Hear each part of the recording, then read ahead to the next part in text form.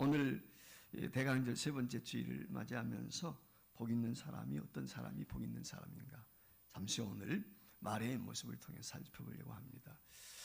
제가 이 사전적 의미를 이렇게 찾아보니까 행복이라고 하는 말이 원래 의미 가운데 운이 좋다. 그러니까 운이 좋다는 말이 뜻이 있다는 것입니다. 운이 좋다라고 하는 이 말의 의미는 행복이라고 하는 것은 내가 쟁취하고 싶어서, 내가 얻고 싶어서 얻을 수 있는 것이 아니라는 거예요. 그렇다면 복이라는 것도 마찬가지죠. 복을 받으면 행복하지 않습니까? 그런 관점에서 보면 복이라고 하는 것도 내가 누리고 싶다고 해서 누릴 수 있는 것이 아닙니다. 흔히 우리가 생각할 때 돈이 많으면, 건강하면, 자식들이 잘 되면 복 있는 사람이다, 성공한 사람이다, 그렇게 이야기를 합니다. 그런데 성경은 전혀 다릅니다. 성경에서 말씀하고 있는 복의 개념은 세상의 개념과 달라요. 돈이 많아야 되고, 건강해야 되고, 병들지 말아야 되고, 자녀들도 잘 돼야 되고, 형통해, 이런 여러 가지 이야기하지만 성경에서 이야기하는 복의 조건은 딱 하나입니다. 그게 뭐냐면 믿음이라는 것입니다. 하나님을 믿으면 복이 있다는 거예요. 다른 것 이야기하지 않습니다. 제일 중요한 복이 뭐냐, 성경에서 믿음이다, 그렇게 이야기를 하거든요.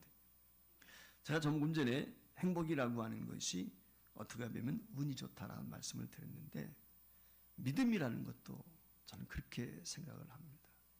왜냐하면 믿음은 내가 갖고 싶어서 가질 수가 없어요. 내가 믿어야지 라고 하는 데서 믿어지지 않습니다. 믿음은 선물입니다. 하나님이 주시는 거예요. 그러니까 세상 사람들의 관점에서 보면 행운이지요. 이 땅에 얼마나 많은 사람이 있어요? 근데 내가 믿음을 얻고 구원을 받게 되었다. 이게 얼마나 큰 축복입니까? 선물인데, 선물은 아무나 주는 거 아니지 않습니까? 근데 그런 선물, 구원의 선물을 내가 받았다는 것입니다. 그런 관점에서 보면 오늘 저와 여러분이 예수 믿는 사람으로 이 자리에 있기 때문에 여러분은 복받은 사람입니다. 옆 사람에게 인사하겠습니다. 당신은 복받았습니다. 할렐루야. 아멘. 예, 아멘에서 복받기를 주의 이름으로 축원합니다. 예, 그렇게 믿으면 그게 복이에요. 근데 사실 우리가 믿어진다는 게 쉽지 않거든요. 운이 좋다고 해서 다 되는 게 아니란 말이죠. 흔히 우리가 그런 생각하죠. 어떤 사건, 사고가 있었어요. 우리 날씨도 얼마 전에 끔찍한 사고가 있었지만, 그런 사건, 사고들이 있는 현장에 내가 있었단 말이죠. 근데 941생으로 살아났어. 아무 탈 없이 벗어났어. 그랬을 때 많은 사람들은, 야, 너 진짜 행운이다. 내가 전생에 나라를 구했는지, 아니면은 전생에 우주의 기운을 받은 것인지, 이러면서 축하할 때가 있지 않습니까? 요즘 말로 하면 전생에 나라 구한 사람, 어떻게 보면 우주의 기운을 한 몸에 받은 사람, 그런 사람들이 우리 주변에 있을 수 있어요. 그런데 중요한 것 중에 하나가 뭐냐면, 1945년 8월 6일에 일본 히로시마라고 하는 곳에 원자폭탄이 투하됐거든요. 그 원자폭탄이 투하되기 직전에 미국 공군에서 비행기를 띄워가지고 전단지를 뿌렸다고 합니다. 이게 실제라고 합니다. 그 전단지 내용이 무엇이냐면 그런 거예요. 히로시마 시민들에게 경고한다. 모든 시민들은 8월 6일 아침 8시까지 50리 밖으로 다 피신해라. 대피하라. 강력한 무기를 투하할 것이다. 라고 하는 경고의 메시지를 담은 전단지. 옛날에 그걸 삐라라고 그랬잖아요. 그걸 뿌렸다는 거예요. 사람들이 길거리에 뿌려져 있는 그걸 주었지 않겠습니까? 일본 정부 당국도 알았을 거 아니겠습니까? 그들이 가슴이 둘렁거리고 가슴이 두려움도 있고, 그렇지만은 그들 생각에는 이런 생각들이 이건 협박일 거야. 이건 공갈이야. 설마 그런 일이 있겠어? 그때 가봐야지. 라고 생각을 했다는 것입니다. 그러니까 이 무서운 경고가 있었음에도 불구하고 사람들이 별로 움직이지를 않은 것입니다.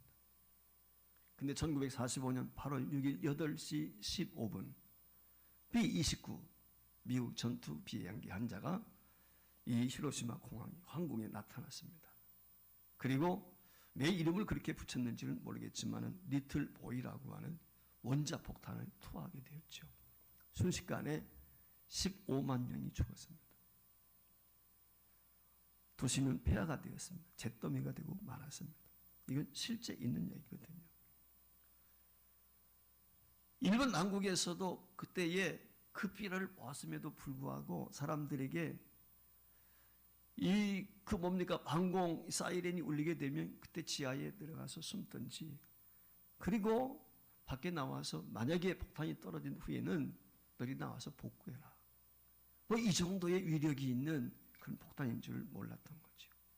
근데 그 경계 메시지를 무시해가지고 그런 끔찍한 참상을 경험할 수밖에 없었다는 것입니다. 그런데 이 미 공군기의 경고보다 더 큰 경고가 성경에 있습니다. 성경에 보면 생명을 구원할 예고를 끊임없이 합니다. 성경에 보면 성경 전체가 인간 생명을 구원하시기 위한 하나님의 경고의 메시지로 가득 차 있습니다. 하나님께서 경고의 메시지를 그 시대마다 계속해서 보내셨습니다. 인류를 구원하기 위해서. 성경은 우리가 잘 알고 있는 것처럼 1.1핵도 빼놓을 것이 없습니다. 1.1핵도 빼놓을 것이 없다는 이 말의 의미는 바꿔 말하면 다 믿어야 된다는 거예요. 버릴 것이 없어요. 세상은 변해도 하나님의 말씀은 유구합니다. 항상 동일합니다. 어제나 오늘 내일이나 동일해요.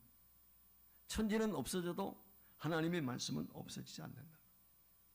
그래서 하나님께서는 인류를 구원하시기 위해서 구약 성경에 보면 때로는 천사들을 보내서, 때로는 예언자들을 보내서, 심지어는 꿈을 통해서 이와 같이 자기를 계시하십니다. 경고의 메시지를 끊임없이 보내셨어요.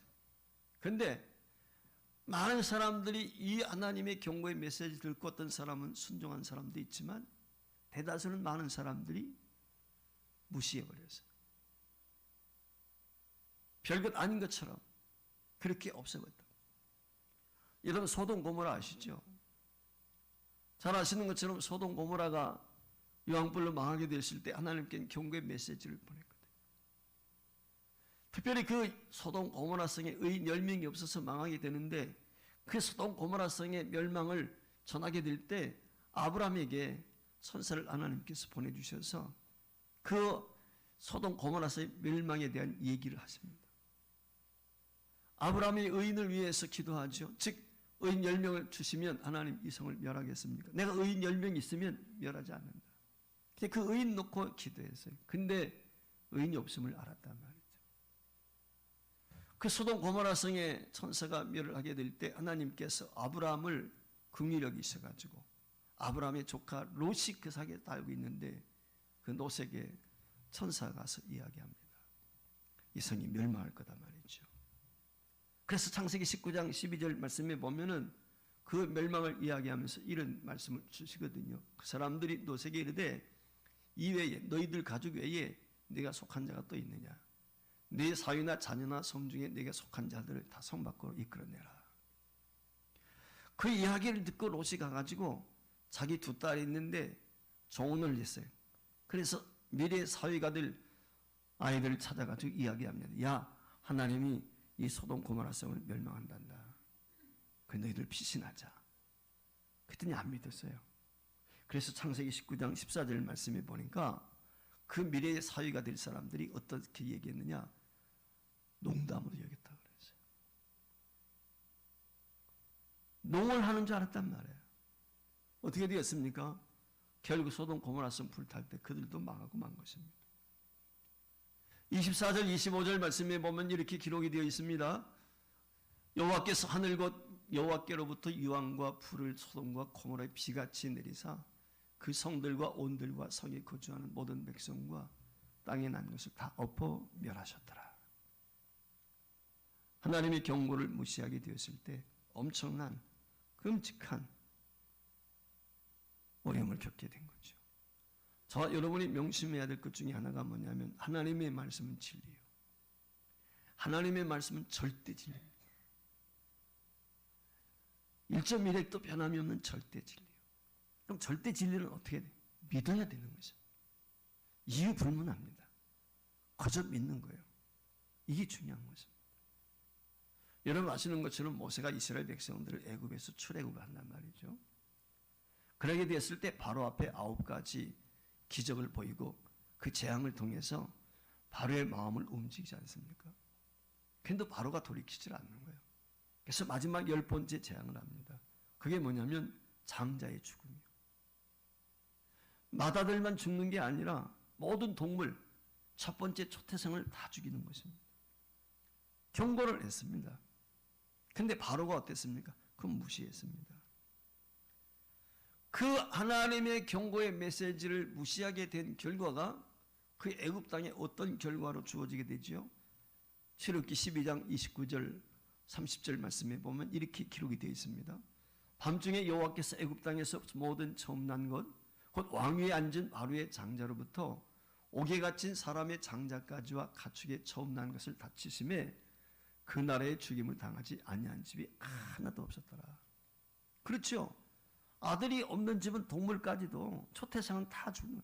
그 왕궁에서부터 모든 평민에 이르기까지 모든 가정에 울음이 기숙한 거예요. 한마디로 말하면 장자와 초태상이 다 죽었다는 것입니다. 이처럼 하나님의 경고를 무시하게 될 때 개인이 됐든 국가가 되었든 망할 수밖에 없어요. 반면에 이 하나님의 경고의 메시지를 듣고 회개해서 하나님의 은혜를 경험한 사람도 있습니다. 요나라고 하는 선지자가 있습니다.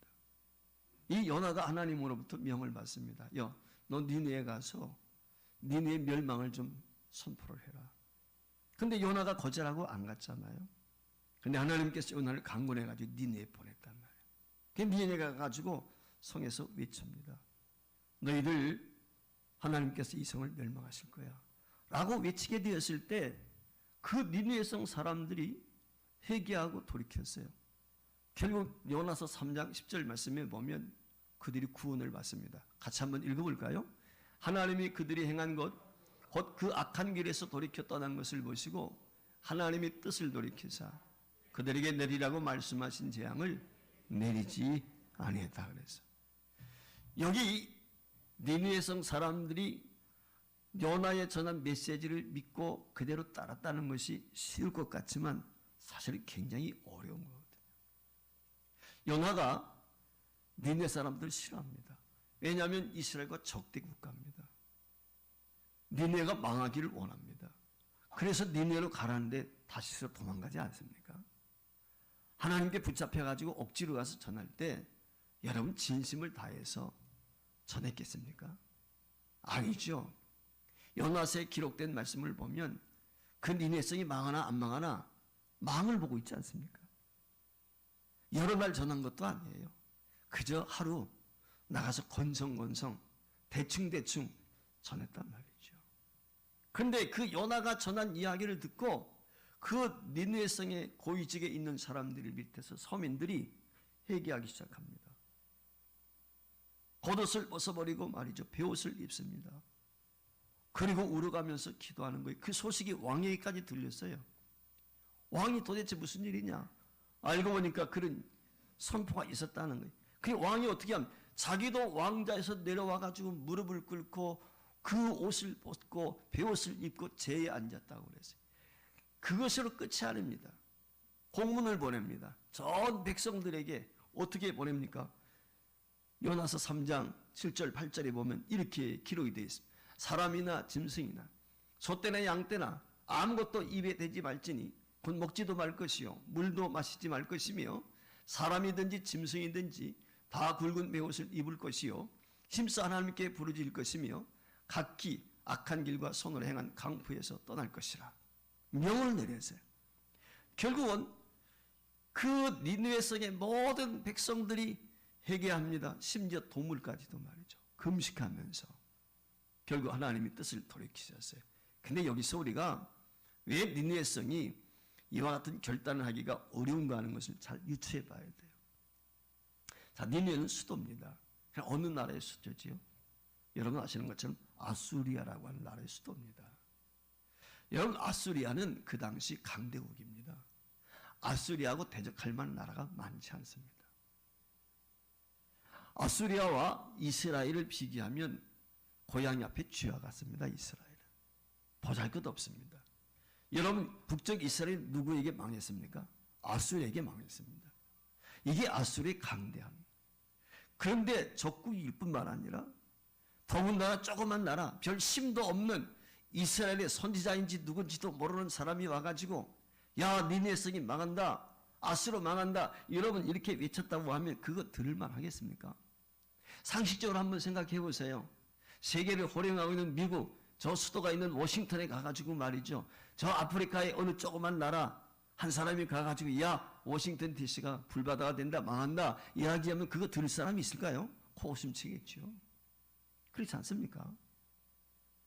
이름도 몰라요. 알아주지도 않는단 말이죠. 조그만 나라의 사람이 불과해요. 제정신이라고 누가 이야기할 수 있겠습니까? 속아 웃을 일 아니겠습니까? 그런데요, 니네슨 사람들은 왕을 비롯해서 모두가 그 말에 귀를 기울였다는 것입니다. 여러분, 여기에 구원이 있어요. 이게 복인 것입니다. 예수님이 길을 가십니다. 장로들이 나왔습니다. 그리고 예수님 앞에 청을 합니다. 선생님, 우리 동네 백부장이 하나 있는데 그 백부장이 하인이 병들어 죽게 되었습니다. 가서 고쳐주셨으면 좋겠습니다. 그러면서 그 백부장의 선행에 대해서 이야기를 해요. 그 이야기를 들은 예수님이 감동을 받아가지고 그래, 내가 가서 고쳐주마. 그리고 따라갑니다. 그런데 집에 있던 백부장이 예수님이 자기 집에 오신다는 이야기를 듣고 친구를 보내가지고 예수님께 이런 말씀을 합니다. 주여, 수고하지 마소서. 내 집에 들어오시면 나는 감당하지 못하겠습니다. 말씀하시면 내 하인이 낫겠습니다. 자기 친구를 보내가지고 예수님이 자기 집으로 오는 것을 지금 막고 있는 것입니다. 그러면서 이 백부장이 아는 말이, 나도 남의 수하에 든 사람이요, 내 수하에도 병사가 여럿 있습니다. 내 수하에 있는 사람들 보고 이리로 하라 저리 하라, 그럼 그대로 그들이 따라옵니다. 오라면 오고 갑니다. 그러니 말씀만 해주세요. 그런데 이 백부장이 주여라고 그렇게 이야기합니다. 당신은 주인이고 나는 종이라는 거예요. 본 적이 없어요. 근데 그렇게 고백을 해요. 그때 예수님께서 그 이야기를 들으시고, 백부장으로부터 직접 들은 게 아니라 전달받은 거죠. 이렇게 우리 주인이 얘기했습니다 라고 하는 이야기를 듣고 예수님이 어떤 반응을 보이십니까? 또한 7장에 보면은 그런 반응을 보이십니다. 이스라엘 중에서 내가 이만한 믿음의 사람을 만나본 적이 없다. 달리 말하면 이스라엘 전체 민족보다도 그 누구보다도 믿음이 좋은 사람, 이방인입니다. 하나님을 알지 못하는 사람. 그런데 오늘 칭찬받지 않습니까? 그래 집에 들어가 보니까 예수님이 하신 그 말씀하셨던 그 시간에 그 하인이 나음을 받은 것입니다.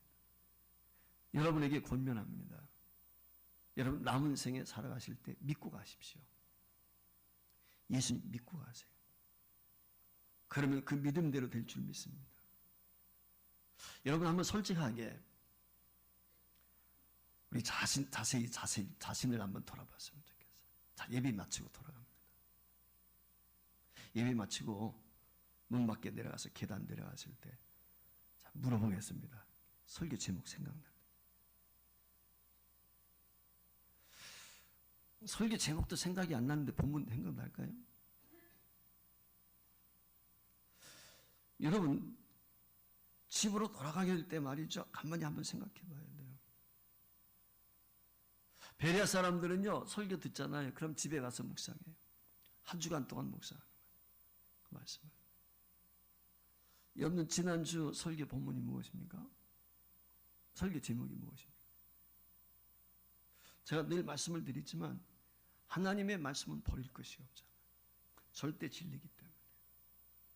그래서 말씀을 받았으면 그 말씀대로 순종하는 것이 그게 믿음인 거예요. 그런 관점에서 보면 우리가 참 믿음이 없어요. 예수님이 그러셨거든요. 마지막 때에 너희가 믿는 자를 보겠느냐 그랬거든요. 제가 TV에서 잠깐 본 것 같은데 어떤 예능 프로그램인데 어떤 고민녀가 나왔어요. 그래가지고 고민을 하는, 상담을 하는 겁니다. 뭐냐면 자기 어머니가 교회도 열심히 나가고 천주교회도 열심히 나가고 절간에도 열심히 나가고 전 보는 데도 열심히 가고 심지어 굿할 때도 있다는 거야. 근데 교회 빠짐없이 나간대요. 그리고 가가지고 예배 드릴 때 아멘 하면 제일 큰 소리를 한대요. 자, 여러분, 이 사람이 믿음이 있는 거예요, 없는 거예요? 믿는 거예요, 안 믿는 거예요? 안 믿는 거죠. 근데 이런 사람들이 교회 안에 많이 있다는 것입니다, 실제적으로. 입술로는 주여 주여 하는데 마음에는 진짜 하나님을 마음에 두고 살지는 않는 거예요. 믿음이 없어요. 예수님께서 그랬잖아요. 행함이 없는 믿음은 죽은 믿음이란 말이에요. 말씀을 받았으면 순종해야 되는, 순종하지 않으면 그게 죄라고 그랬어요. 죄는 다른 게 알고도 행치 않는 것이 죄거든요. 믿어야 되는데 안 믿으면 죄예요. 선을 베풀어야 되는데 선을 안 베풀면 죄예요. 내가 알고 있단 말이에요. 사랑해야 돼. 근데 사랑하지 않으면 그게 죄가 되는 거예요. 용서해야 돼. 근데 용서하지 않아. 그게 죄는 거예요. 여러분, 예수는 믿어야 되는 것입니다. 예수를 믿지 않고 의심하게 되면 아무것도 이룰 수가 없어요. 예수 믿는 자에게는 모든 것이 다 이루어집니다. 마가복음 11장 20절 말씀에 보면 예수님이 이런 말씀을 하셨어요. 뭐라고 했습니까? 24절에 내가 너에게 말하노니 무엇이든지 기도하고 구하는 것은 받은 줄로 믿으라. 그러면 너에게 이루어진다. 믿고 구하면 주신다는 거예요. 요한복음 11장 40절 말씀에도 보면 주님께서 나사렛 무덤 앞에서 이런 말씀을 하셨어요. 예수께서 이 시대 내 말이 내게 믿으면 하나님의 영광을 보리라 하지 않았느냐. 죽은 나사렛 무덤 앞에 가가지고 야석어서 냄새 납니다. 예수는 부활이요 생명인데 말이죠. 믿어라 그랬거든요. 믿으면 영광을 본다. 즉 나사렛 부활을 목격하지 않습니까? 오늘 우리에게 중요한 것이 이것입니다. 오늘 본문 말씀이 바로 그걸 이야기. 하나님의 말씀을 들었어요. 그 말씀을 믿습니다. 그리고 하나님의 영광을 봅니다. 그게 누굽니까? 본문의 주인공 마리아입니다. 오늘 이 마리아와 같은 대강절 세 번째 주일을 맞이해서 이런 믿음의 소유자가 될 수 있기를 주 이름으로 축원을 드립니다. 그러면은 복 있는 믿음의 소유자인 이 마리아의 믿음이 어떤 믿음입니까? 마리아는 자신에게 첫째 메시아를 잉태된다는 말씀을 듣게 되었을 때 믿었다는 거예요. 오늘 여기 본문 30절 31절 말씀에 보면은 이렇게 기록이 되어 있습니다. 천사가 이르되 마리아여 무서워하지 말라. 내가 하나님께 은혜를 입었느니라. 보라 내가 잉태의 아들을 낳으리니 그 이름을 예수라 하라 그랬어요. 천사가 말에게 하는 말이 아무리 믿음이 좋아도 믿을 수 있는 이야기가 아닙니다. 그래서 하나님께서는 나이 많아 아이를 가질 수 없는 사가랴 부부 엘리사벳, 사가랴는 제사장인데 사가랴와 엘리사벳 부부에게 증표를 보여주셨어요. 역사하셨습니다. 그게 뭐냐면 이 사가랴가 이미 경수가 끝나서 여성으로서의 역할을 잉태할 수 있는 그런 능력이 없는 거예요. 사라처럼. 그런데 하나님께서 그들에게 잉태의 기쁨을 주셨단 말이에요. 먼저. 그것을 통해서 오늘 여기 마리아에게 하나님이 이렇게 잉태하셨는데 너도 잉태한다 라고 하는 것을 이야기하고 있는 거거든요. 그래서 여러분 아시는 것처럼 이 사가를 통해서 난 아들이 세례 요한 아닙니까? 예수님 6개월 늦게 왔단 말이죠. 사가랴 부부는 비록 늙었지만 출산할 수 있는 가능성은 있습니다. 왜? 남편도 있고 아내도 있으니까. 그런데 마리아는 혼자예요. 남편을 알지 못합니다. 근데 어떻게 처녀가 결혼하지 않았는데 아기를 가질 수 있습니까? 그래서 하나님은 먼저 마리아에게 천사를 보내가지고 깜짝 놀라지 않도록 작업을 하십니다. 다시 한번 30절 말씀에 기록이 되어 있는데 마리아여 무서워하지 말라. 내가 하나님께 은혜를 입었다. 사실 마리아로서는 이게 무슨 의미인가 무슨 뜻인가 왜 이런 인사를 나에게 하는가 의아하게 여겼단 말이죠. 놀라운 일이니까. 그 놀라고 있는 마리아에게 하나님께서 맨 먼저 하신 것이 무엇입니까? 28절 말씀에 보면 이렇게 이야기했어요. 은혜를 받은 자여 평안할지어다. 지금 두려워 떨고 있는 마리아에게 너 평안하라. 한마디로 말하면 그거예요. 왜? 하나님이 너와 함께 하시니까. 이처럼 하나님께서는 마리아를 한마디로 말하면 놀라서 자빠질 것 같은데 진정시키는 거지요. 놀라지 말도록 하시는 거예요. 그러면서 두 번째 하는 것이 뭐냐면 조금 전에 30절 나와 있는 것처럼 마리아에 놀라지 말라. 내가 하나님께 은혜를 입었다라고 이야기합니다. 그러면서 하나님이 하시는 말씀이 보라 처녀가 잉태하여 아들을 낳는다. 즉 내가 잉태해서 아들을 낳을 것이니 그 이름을 예수라 하라. 여러분 한번 생각해 보세요. 결혼하지 않았습니다. 처녀입니다. 얼마나 깜짝 놀랐겠습니까? 34절에 보면은 마리아의 반응이 나오죠. 나는 남자를 알지 못하는데 어찌 이 일이 이루어질 수 있습니까? 이 말의 의미를 보면은 거절하는 것처럼, 받아들이지 못하는 것처럼, 불가능한 것처럼, 믿지 못하겠다는 것처럼 그렇게 표현되어질 수 있지만은 오늘 사실은 그렇지 않습니다. 어찌 이 일이 있으리까라고 이 말은 사실 하나님의 뜻이라면 본인이 받아들이겠다는 거예요. 이게 믿음이거든요. 그래서 38절 말씀에 보면 주여 여정이오니 말씀대로 내게 이루어지이다. 여러분 끔찍한 일이 아닙니까? 그 시대의 여자가, 처녀가 아기를 배웠다. 그럼 돌로 맞아 죽는 거예요. 그런데 그 앞뒤 재지 않습니다. 하나님의 말씀이 그대로 믿는 것입니다. 이것이 마리아의 믿음입니다. 오늘 우리는요 너무 똑똑해요. 똑똑한 사람들은 믿음이 잘 안 들어갑니다. 왜냐하면 자꾸 재거든요. 그런가 안 그런가 자꾸 저울질한단 말이에요. 그러다 보니까 믿음이 안 들어가요. 여러분 다음부터는 저울질해도 믿고 저울질을 하세요. 저울질하고 믿지 말고. 무슨 얘기? 저울질하는 사람 절대 믿음 안 들어갑니다. 기독교 신앙은 내가 깨달아서 알아서 믿는 게 아닙니다. 믿고 아는 것입니다. 이해해서 믿는 게 아니에요. 믿고 이해하는 것입니다. 이게 기독교입니다. 그럼 진리가 아니죠. 타종교에서 다 아는데 그렇지 않습니다.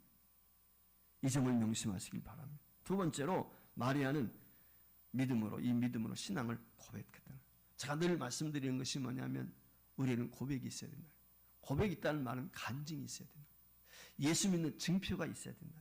이게 굉장히 중요한 거거든요. 오늘 여기 38절 말씀에 보면 주의 여정이니 말씀대로 내게 이루어지이다 그랬어요. 45절은 이 고백을 한 여인이 귀하고 복되다. 하나님께서 천사를 통해서 칭찬을 하십니다. 그 칭찬을 듣게 되었을 때 46절 이하에 보면 마리아가 하나님을 찬양합니다. 하나님 앞에 영광을 올려드립니다. 기쁨으로 감사함으로 찬양을 높여드립니다. 특별히 48절 말씀에 보니까 마리아가 자기 자신에 대해서 내가 비천한 종이라는 거예요. 보잘것없는 사람이라는 거예요. 그런데 그 비천한 종을 하나님이 돌아보셔서 이런 영광스러운, 더군다나 메시아를 내가 잉태할 수 있다. 이게 놀라운 축복 아니겠습니까? 그런데 이 비천함을 돌아보셨다는 것은, 은혜를 베풀어 주셨다는 것은 마리아 자신에게도 있지만은 인류, 저와 여러분을 향하신 하나님의 은혜이기도 한 것이죠. 바로 이 하나님의 은혜를 깨달았어요. 그 은혜를 깨닫고 비천함을 돌아보셨다, 감사하고 찬양하고 있는 것입니다. 특별히 우리가 다 읽을 수는 없는데 51절로 몇 절 보면은 이렇게 기록이 되어 있습니다. 마음의 생각이 교만한 자를 흩으셨고 권세 있는 자를 그 위에서 내리치셨으며 비천한 자를 높이셨고 줄이는 자를 좋은 것으로 배불리셨으며 부자는 빈손으로 내보내셨다. 이게 무슨 얘기냐면 하나님께서 지금까지 권세를 부리고 호도하고 그게 뭡니까? 이 권세를 누리면서 호령을 하고 어려운 이웃들, 낮은 자들을 핍박하고 고난받고 힘들고 한마디로 말하면 자기들이 부귀영화를 누리고 있는 사람들, 이 사람들 하나님이 내치셨다는 거예요. 그리고 어떻게 됩니까? 비천한 사람들, 낮은 자들, 그들을 하나님이 높이셨다 라고 이렇게 고백을 하고 있습니다. 하나님은 그들을 내치시고 비천한 자를 돌보시고 줄인 자들을 배불리셨다. 마리아가 오늘 노래하거든요. 오늘 우리에게 고백이 중요합니다. 간증이 중요합니다. 경험이 중요합니다. 마리아 자신의 고백이거든요. 하나님께서 자기 자신 비천한 여종인데 자기에게 찾아오셔서 하나님이 높여주셨다는 거예요. 그 영광을 찬양하고 있는 것입니다. 우리 대강절 세 번째 주일을 맞이하면서 이 마리아의 믿음처럼 절대 믿음, 하나님의 말씀 아멘으로 받으시길 바라고, 동시에 하나님이 어떤 것을 내게 주셨든지 간에 그것을 감사함으로 받아서 찬양하고 영광 올려드릴 수 있는 그런 신실한 믿음의 소유자가 될 수 있기를 주의 이름으로 축원을 드립니다.